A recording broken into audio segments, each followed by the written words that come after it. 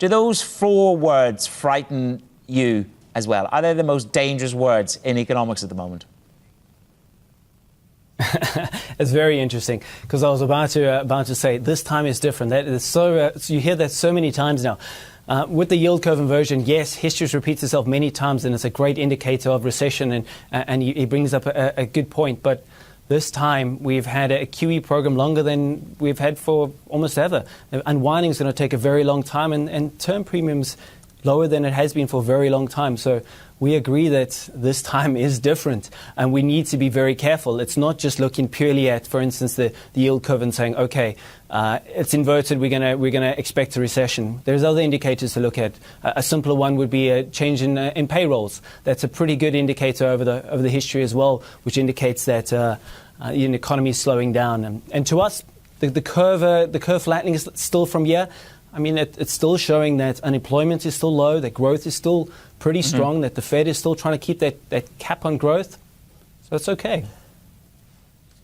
And with that in mind, we pop this into the GTV library. It is the curve. It is the perennial discussion. Larry Fink, of course, does think it's different this time. He would say the curve will invert. There will be no recession.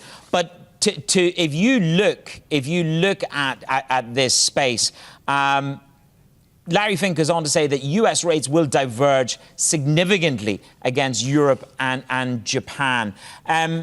Do you think that those spreads are something that you want to play in this flattening environment versus Europe versus Japan?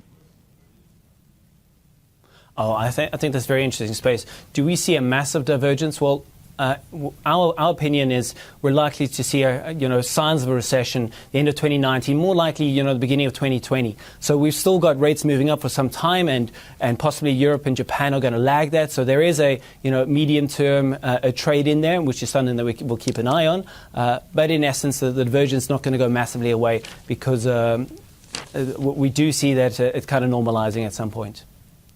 The Fed is the curve is likely to continue to flat. Sorry, go ahead, finish your thought. We're going to flatten. Are you going to call it an inversion? And if so, how far will it invert? So we think it's going to continue to flat. It may invert. We don't think it's going to be very material. At the same time, we don't think it's going to be a big indicator for the markets. There's many things to look at. This is just one part. Okay.